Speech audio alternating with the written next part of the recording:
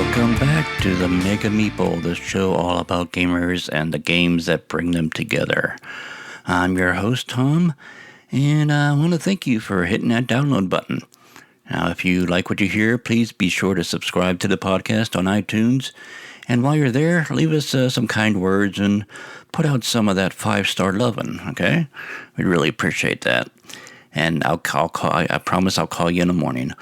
Now, if you have any ideas or suggestions of what you want to hear about, or maybe a topic, a discussion about the board games, now you can contact us through our website. It's www.themegameeple.com, and go to our social media page. All the links to our pages like Facebook, Twitter, Instagram, yada, yada, yada, blah, blah, blah. You know all the ones.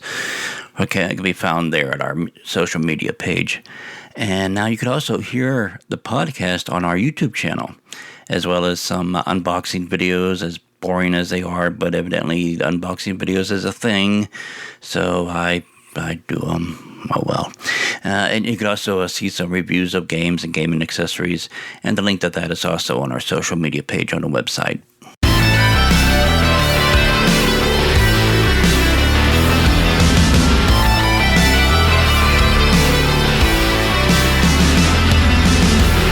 Welcome back to the Mega Meeple, and this is episode 10. Yay! We got to the double digits here. All right, yeah, it's all free sailing from this point out, right? Now this is episode 10. Thank you so much for those of you just coming on or stayed with me since the very beginning, 11 weeks ago. And been with me the whole time. And I appreciate those of you new coming on to the episode, that you're going back and listening to all the other episodes prior. Yes, I do see you. Thank you so much. I hope you're enjoying yourself. Well, let's see. I hope everybody had a good 4th, and you still have all 10 of your fingers. And that's always good. If you get through the 4th with all of your appendages still attached to your body, that's a good holiday. So hope everybody had a good holiday and getting back into the rhythm and drive of things, come off of their hangover and whatnot. What's going on this week? Well, actually, at the time I'm recording this evening, we are starting our very first session of our new campaign in Pathfinder. We're starting the Emerald Spire campaign. And we have our first. We had our session 0 about a week or two ago, where we just got together and created our characters. And then tonight is going to be the first adventure in that campaign. Now, I mentioned earlier in another episode that I was kind of beep up in the thought around of recording these sessions and having sort of like a second podcast. In addition to this one, just basically, it'll be just the bunch of us at our Pathfinder as we're going through the session. It'll be totally unscripted. Most likely, knowing my gaming group, it will be rated R. So we'll see how much I get past the censors at iTunes or Apple and stuff like that, and see if they allow some of this crap.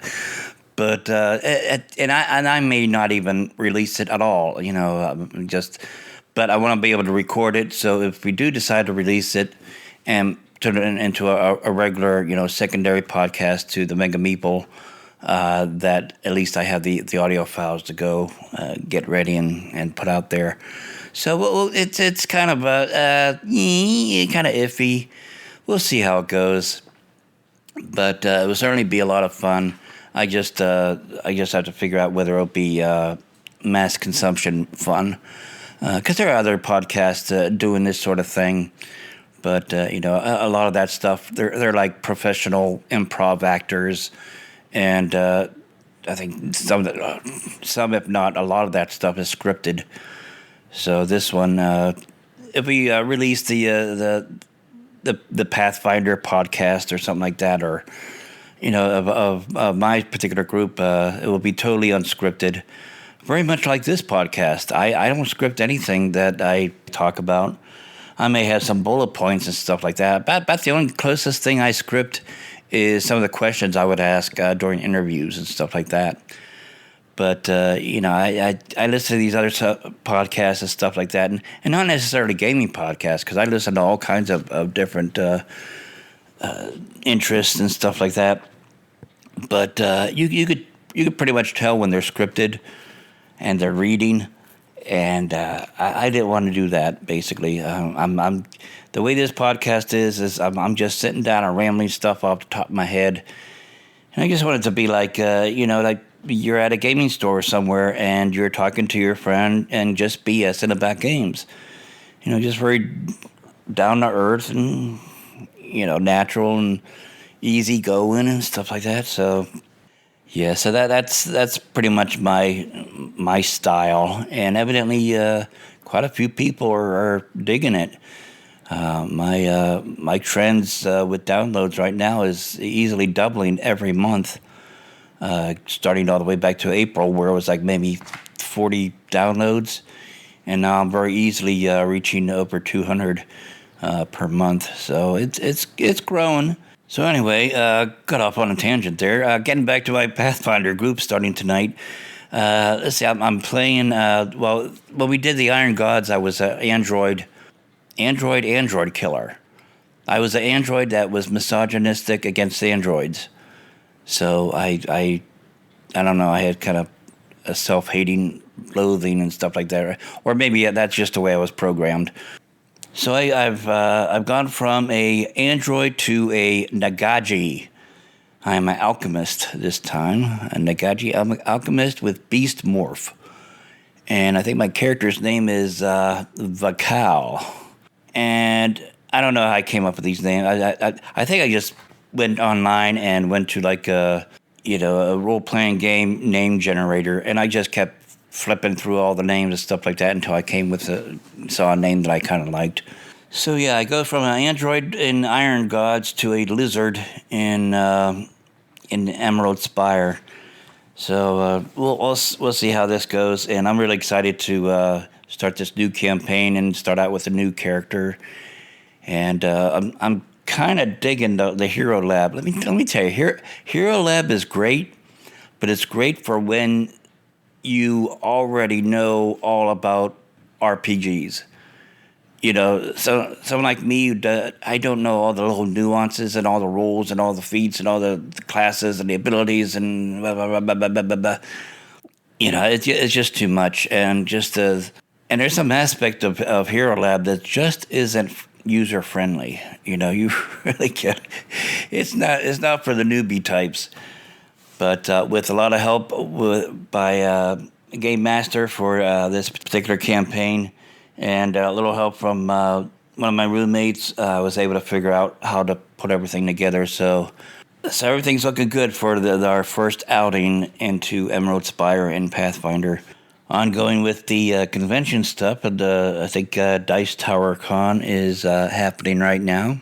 So for all you people at Dice Tower this weekend, hope you're having fun.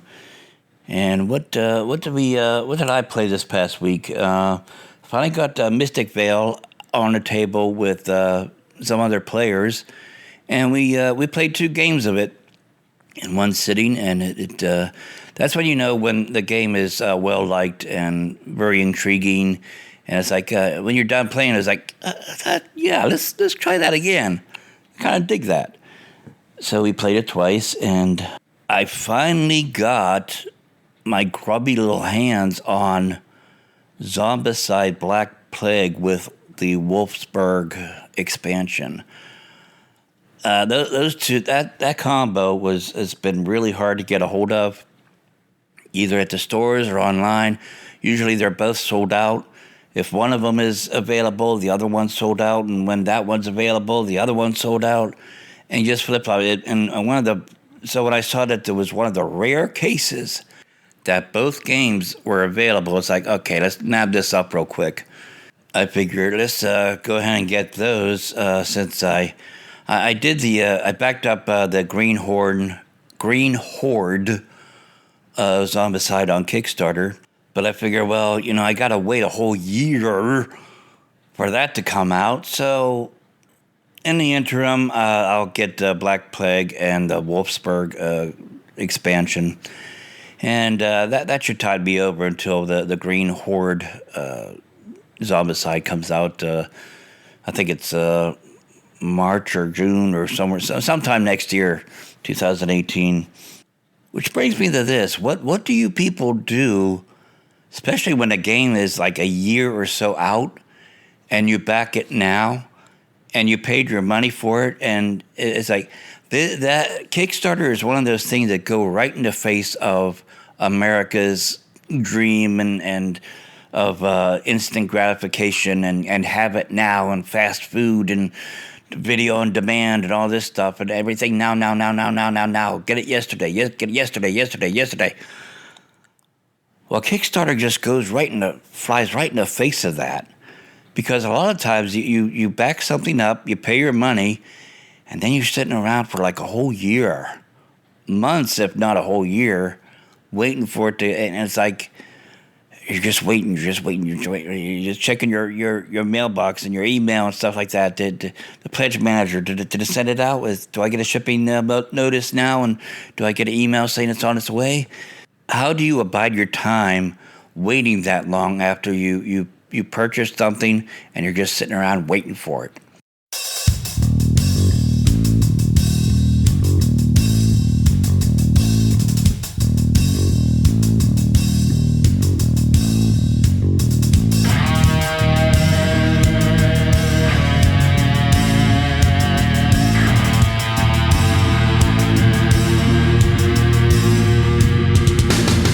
Over the next week or two or more, it all depends on how smoothly and efficiently it works. But I'm going to be moving here in the next week or so. So that means all my games are going to be boxed up, and I won't be able to get to them. Anyway, so we'll see. I do have some games coming in from some game creators. So hopefully that'll just give me some time to be able to play those and learn those games and get some reviews and hopefully some videos produced up so we could put that not only up on the website but also their YouTube channel. So looking forward to spending that time just learning some games that haven't even been announced yet. Well, in this episode, we have Callin Flores from Plaid Hat Games, and got him. He's going to be our guest on this episode, talking about Ashes, Rise of the Phoenixborn, some of the new decks that are going to be released soon. Now, I got Ashes back, maybe when it first came out, and at the time, I didn't know anything about the game. I got the game purely on the artwork on the box. That was my deciding factor, yeah. The box looks pretty, must be good. Buy it. Okay. So I got it, and that was one of the first games that I really fell in love with, to the point that I had organized, for a few months there, I had organized the tournaments or the organized plays of Ashes in my local area. But after a few months, just the support for the organized plays and the prize supports and stuff like that just wasn't there.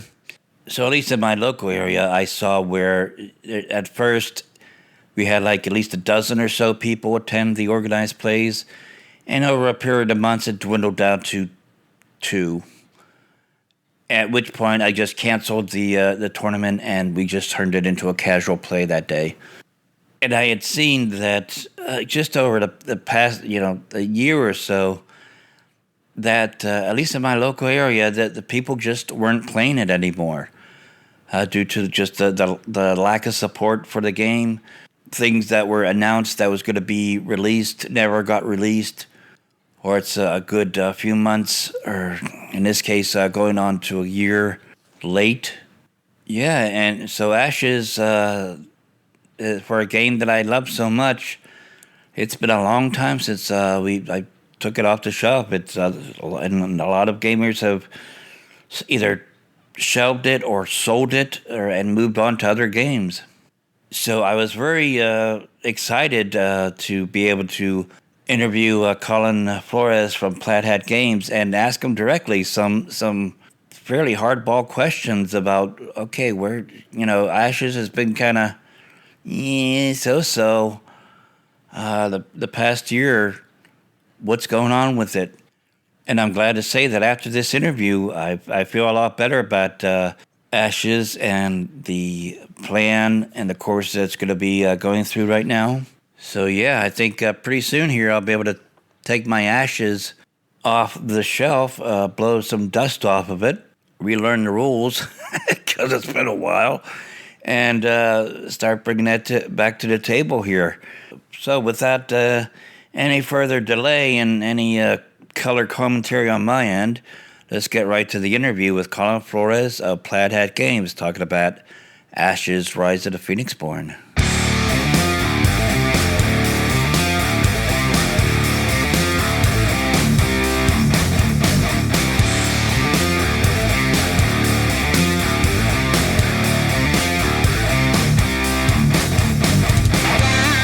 Welcome back to the Mega Meeple, and we are privileged to have from Plaid Hat Games, Callin Flores, and he is going to be talking about some eagerly awaited deluxe decks expansions to Ashes: Rise of the Phoenixborn.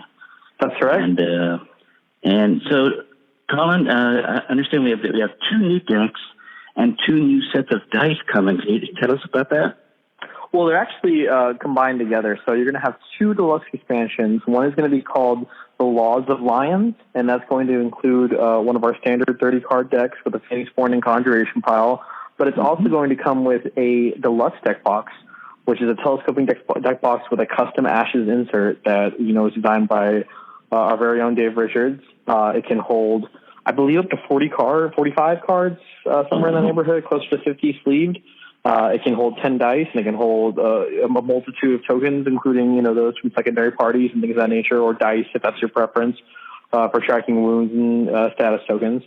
The Laws of Lions is going to introduce a new type of dice called Divine Dice. And these are white with a gold inlay.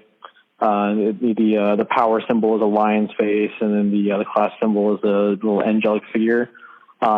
And those are all going to be included in one deluxe expansion. The other deluxe expansion is going to be called The Song of Soaksend, and that's with Nominee. And this is going to introduce sympathy magic, so it's going to come with a 10 dice for that as well. And those are more of a teal with like a lighter inlay on those. The power symbol is a horse, and then the class symbol for the sympathy dice is going to be a music note. And again, this will also come with a fully playable right out of the box deck. And it has the exact same insert as the other box. One of the boxes, the Divine box kind of has like a lighter tone to it. The theme is very similar to the one you see in the card backs for Ashes for the regular cards. And then the Sympathy box has a much darker theme, very similar to the Conjuration cards you see in Ashes. So if you buy both, you're not doubling up on the exact same deck box.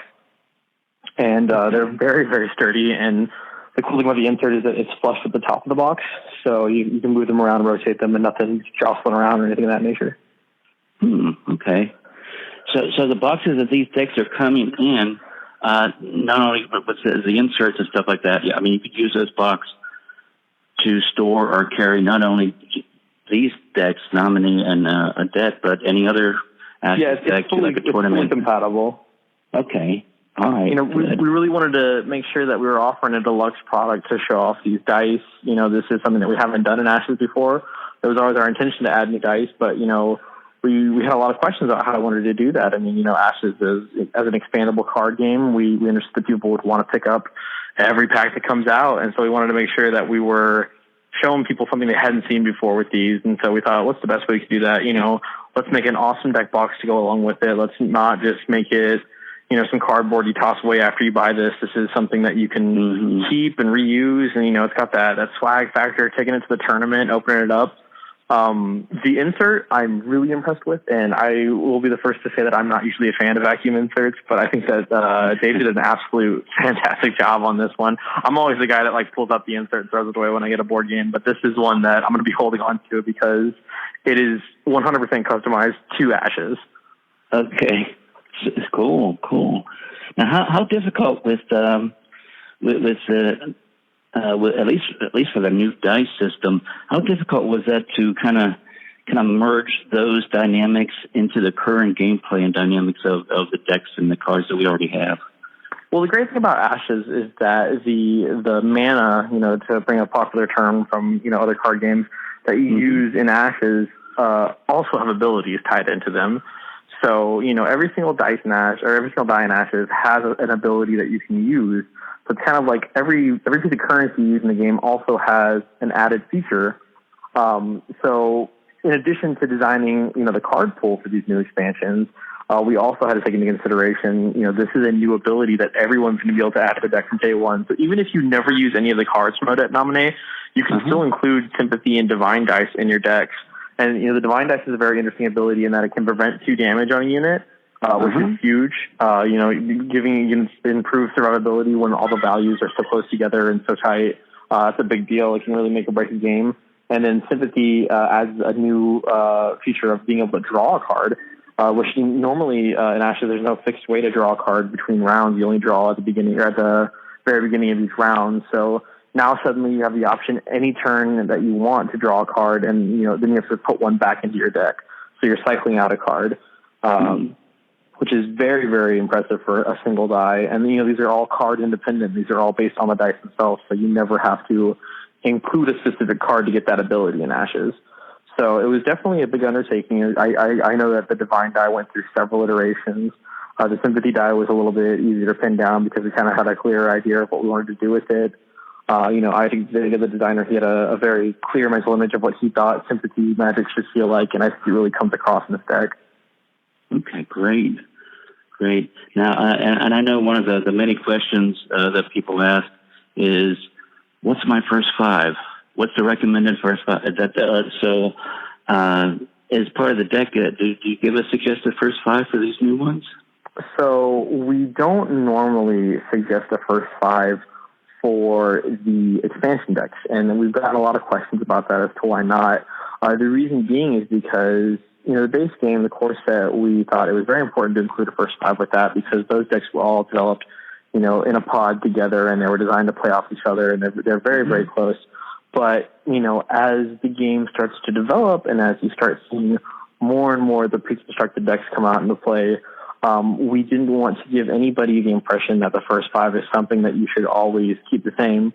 So we didn't put a first 5 in these decks because we didn't want fans to be confused and think, well, this first 5 works against this deck, why doesn't it work against that one? It really is like one of the biggest decisions you make in Ashes.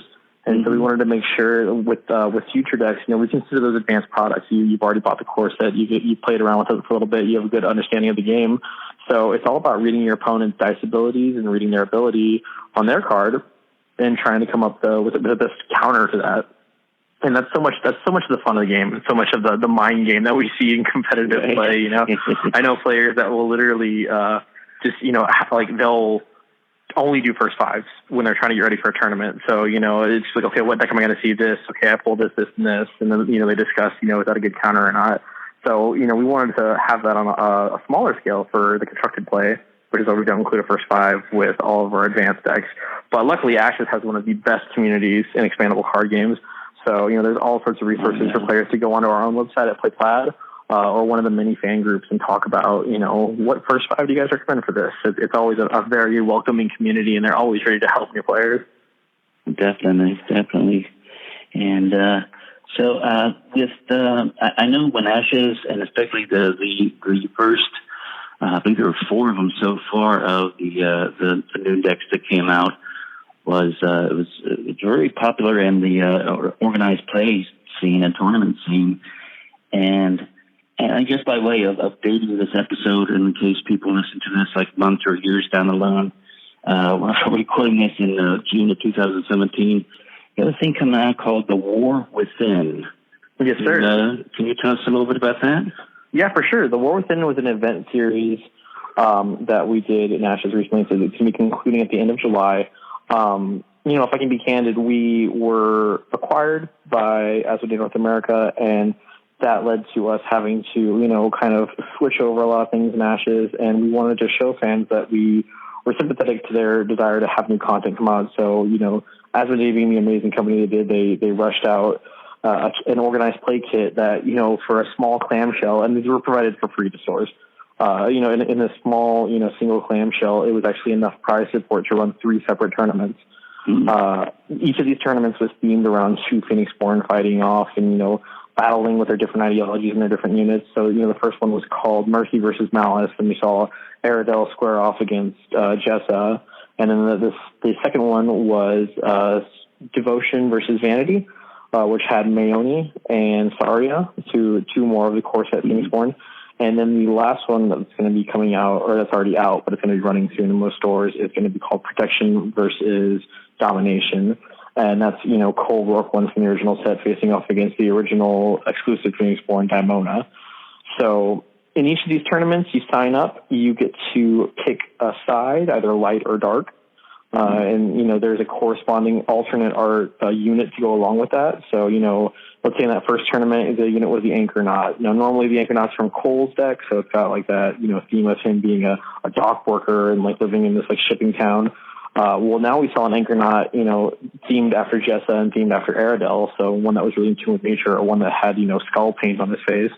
And these were handed out to our players, based on which side they chose. The interesting thing about this event is that we modeled it after a very successful event series a couple of years back for Android Netrunner, where they introduced 2 identities to the game, basically, and you'd vote on them whenever you went to one of these events.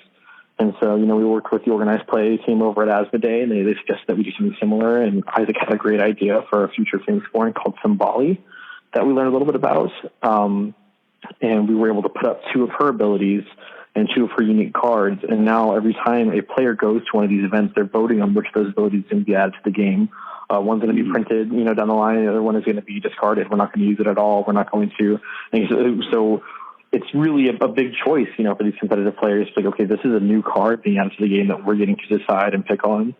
I saw on the website, Plaid Games website, there is, and I'll post it on the show notes of this episode, there is a list of all the different gaming stores that will be holding these events listed. So if it's correct, we had a big retailer index where we listed them all out, so that way it was easy to find whatever tournament was close to you. That's right, and I understand it to be clear, the scheduling on these events is at the discretion of the game store. Correct. So, it's completely independent. We only provided the kit, to each store. And we encouraged, local players. And first and foremost, we wanted to show to these stores that, the Ashes players want to come out and play these games. That puts a positive message to the stores that there are people in the community wanting to play this, and so hopefully at least supporting Ashes more. Excellent.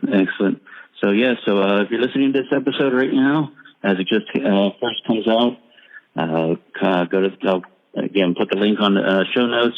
Just click on that, and if there's any stores in your local area that's holding events, contact them directly and find out when that is, if they have not already held those events. Yeah, and we've extended the deadline for the submitting results all the way to the end of July. So stores still have plenty of time to get those events in, and you should be able to find one close by, because we were actually very impressed with how spread out they were. Excellent. Well, I was real excited to hear about the new decks coming out, and I know I want to ask a bit about the whole the merger stuff. And I know during that time, and Ashes and a lot of other games by people had to be put on a back burner, in a sense that. So I just want to find out, is one of the things my listeners are hoping for is, as far as the whole merger and stuff like that. Has the dust kind of settled with all of that you guys are getting back into the rhythm of things? Completely. It was an unfortunate thing that we had to have a delay, but it was also completely unavoidable. We are overjoyed with our relationship with Asmodee, and we're so excited to see all the different opportunities this opens up for us. I mean, Plaid has a great history, but we are actually a very small studio. As far as, staffing goes, our acquisition by FTZ a couple of years back really opened up a lot of doors for us, and we're hoping that the exact same happens with Asmodee. They've demonstrated the utmost level of professionalism and They've absolutely met every one of our expectations, and we are so happy to see what the future holds for all of our studios under this umbrella working together, because we really do get to interact with these studios. It's not just we're not isolated. Like, we try to make sure that we're hitting our markets in every way possible, and so it's really great to be able to work with some of the most amazing studios in the world. And like I said before, there's a sharing of ideas there. Isaac and I got to interact with some of the guys on the LCG teams over at Fantasy Flight, and pick their brains about how to feed an expandable card game like this and the best place to take it. So that was a dream come true. That's great. That is actually very, very encouraging to hear. I know me, and at least for my local area here, a lot of people kind of moved on to other games, and Ashes has not come off their shelf in a while, just because they were uncertain on how, if there's a future with the game and stuff like that, with all the stuff that was going on. So it's very encouraging that with these new upcoming decks coming out, that some rejuvenation and life is going to be injected back into the Ashes game. And we're realistic about what this delay was. We are totally aware that it put fans in a hard spot for a little bit, and we totally understand that there's a lot of great games out there vying for people's attention right now. That being said, I think that just the rest of this year for Ashes is going to be huge. We have some really great products coming out. Odette and Nominee are kind of just the tip of the iceberg. Now, I know past history of the game is there was one card that had to be errated, and the Enchanted Violin? The Enchanted Violinist, yes. Yes. Now, there is a page on the Plaid Games where you're able to download the graphic and even a letter giving permission for printing and stuff like that, if people wanted to get that card. But I guess with future printing of the core set, would that updated card be included with that? Well, so the Enchanted Violinist, first off, I want to say that it was errata because even with our fantastic playtesting team, which catches a lot of things way before they go to printer, I really love working with the Ashes playtest team, because those guys are thorough and they'll catch things you never even realized. But the fact of the matter is, the card made it through, and it was functioning in the game outside of its intention. And it was also undercosted, which is something that, we just had to wait for the meta to develop a little bit to really see. So it was errata. Like you said, we did make it available online to print at anyone's discretion with a letter from us saying that you're allowed to. We also did mention that it was going to be reprinted in future core sets with updated text. Now, that being said, there is no instance in organized play where you will be refused the use of your previous edition of the card. You'll just need to play with the most updated text. Any Plaid Hat event or any tournament event under the guys that are under the purview of our organized play rules, you can use any card that was printed by us. You just have to use the most updated rules. To kind of mitigate some of the harsh feelings about that, because it is frustrating to purchase a product and then be told, oh, this card is not technically correct. In our upcoming organized play kit, which is going to be our second organized play kit, we have a whole ton of promos that I'm really excited about and that have been previewed a little bit. But in addition to that, a participation prize for all players that go to an organized play event is going to be copies of the Enchanted Violinist with updated art as well, to kind of cool. Kind of a service to the fans to show that yes, it is frustrating that these things happen, but here's an updated version with some cool art from Fernanda, our amazing artist, to hopefully ease the sting of having to have an errata. But erratas do happen. It's just a natural part of these types of games. Yeah. And I can't sit here and say that we'll never have one in the future. I just hope that we can provide the information in a way that's satisfying to fans, because we want everybody to have a good time playing the game. Right. And the artwork, I'm looking forward to see the new. Now I'm hoping that Fernanda did the art for the upcoming decks. At this point, she's done She's the only person to work on Ashes art. It is good. 100% Fernando Flores, and then all the graphic design is done in-house by our own graphic designer, Dave Richards. Okay, that's good. Because when I got the game, I didn't know anything about the game. I got it solely based on the art on the cover of the box. I guarantee that cover moves a crazy amount of copies of Ashes, because that is probably my favorite cover in board games right now. Yeah, and you got, I mean, how many awards did you guys win of Ashes? Winning like the best art of the year, or best art I think we picked up the Dice Tower best art. We had a couple other small ones as well. Fernanda's always been really a great feather in our cap as far as a resource goes. She did all the art on Dead of Winter as well. Yep. So she's got a great style. Yeah, and when I found out who was doing the art on Ashes, I went back and she actually even has some art on some other websites, not Ashes related or Plaid Games related, but just of her own works. So if you do a Google search for her name and art, and you'll see a sample of some of her other stuff. Yeah, she's a wildly talented artist. As far as with the upcoming OP kits and tournament stuff, I know since the game came out, there has been one FAQ published. I think it was in December of the same year, and I was just curious on when an updated FAQ would be available or worked on to address some of the other stuff. Yeah, it's in development right now. We fully intend to have it up before Gen Con of this year, because Gen Con is always our biggest tournament, and we've already got a ton of people signing up for the Gen Con tournament this year. Our prize support is going to be absolutely amazing. As a member of Plaid Hat and a former Ashes, player, I'm really kicking myself in the head that I can't enter the tournament myself, because I feel it's cool stuff, and I'm like, oh man, well, Callin wants to win one of those, but I never really did that good in tournaments anyway. Yeah, cause I know when the organized, at least based on the Plaid Hat Games rules for organized plays, it said no outside sources can be used.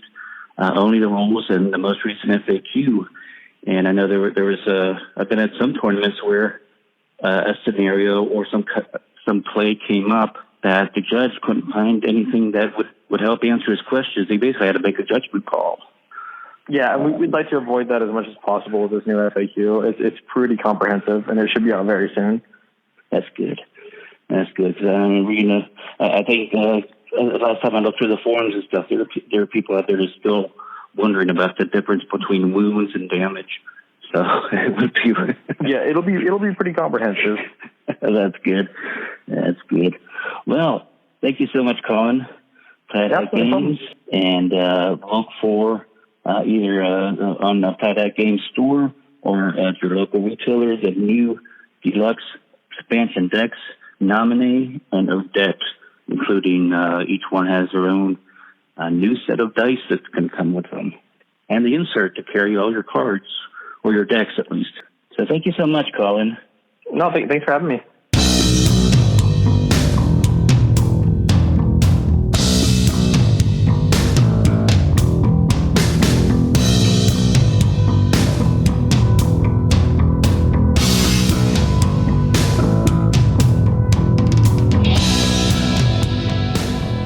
Thank you so much for listening to the Mega Meeple. Again, please subscribe on iTunes and leave us a rating and 5 stars and all that kind of stuff. And if you'd like to support the podcast with hosting costs and stuff like that, you can go to our Patreon page and donate $1 or so. Every bit helps. Now, if you have any ideas of topics to be discussed or things to include in the show, please follow and reach out to me at any of our social media sites. The links can be found on the social media page on our website, themegameeple.com. And also, if you're a game designer or creator and would like to get the word out about your game or Kickstarter, you can contact me via the Contact Us page. Thank you so much, and until next week, this is Tom saying, game on.